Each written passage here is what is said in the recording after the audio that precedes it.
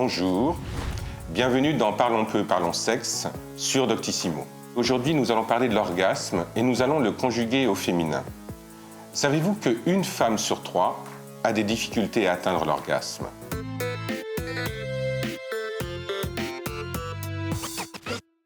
Je vous propose de commencer par une question. D'après vous, quelles sont les zones cérébrales qui sont activées pendant un orgasme chez une femme? Les zones du langage ou les zones de l'émotion? Chez les femmes, ce sont au niveau cérébral les zones de l'émotion qui vont s'activer au moment de l'orgasme. Alors que chez les hommes, c'est la partie la plus archaïque du cerveau, on pourrait même dire la partie la plus mécanique du cerveau, qui va se mettre en mouvement. Il y a donc une différence considérable entre l'orgasme masculin et l'orgasme féminin. Bien entendu, un orgasme, ce n'est pas essentiellement dans le cerveau que ça se passe. Il y a aussi un certain nombre de manifestations physiques que l'on peut remarquer. Afflux sanguin, augmentation du rythme cardiaque, augmentation du souffle également. Et tout cela constitue une des particularités de l'orgasme féminin par rapport à l'orgasme masculin. Selon vous, combien d'orgasmes une femme peut-elle avoir au cours d'un seul acte sexuel? 1, 5 ou plus?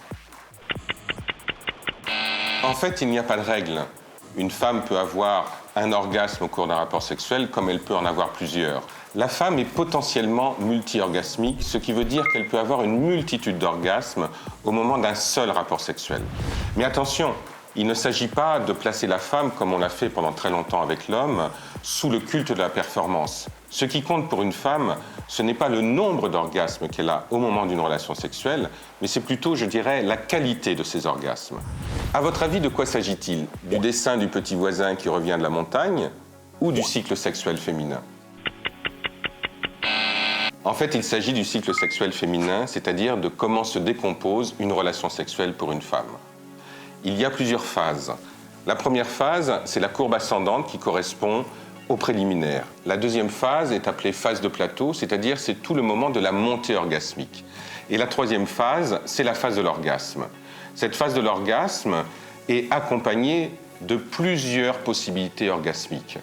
Il y a donc un premier orgasme qui peut être la préfiguration du deuxième, du troisième, et ainsi de suite. Une question qui revient souvent au cours des consultations, c'est « Je n'ai pas d'orgasme, suis-je normal ?» Il est bon de rappeler que la plupart des femmes connaissent l'orgasme après 40 ans. Donc avoir pas ou peu d'orgasme avant 40 ans, c'est quelque chose qui est relativement normal et il n'y a pas lieu de s'inquiéter.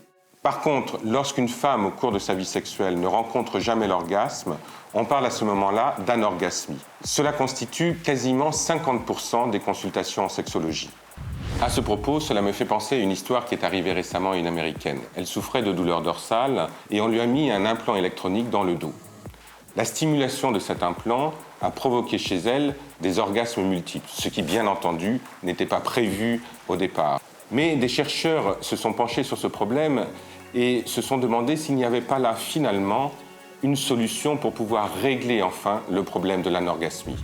Cela me fait penser à la fameuse bande dessinée de Milo Manara, Le Déclic, qui est l'histoire d'une femme qui arrive à avoir des orgasmes à répétition grâce à l'utilisation d'une télécommande.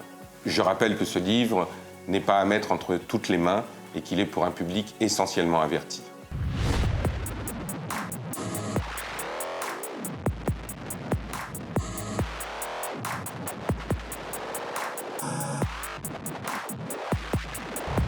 Voilà, vous savez tout sur l'orgasme féminin, ou presque. Et si vous voulez approfondir le sujet, je vous propose cette vidéo. Parlons peu, parlons sexe est terminé. Et n'oubliez pas de vous abonner.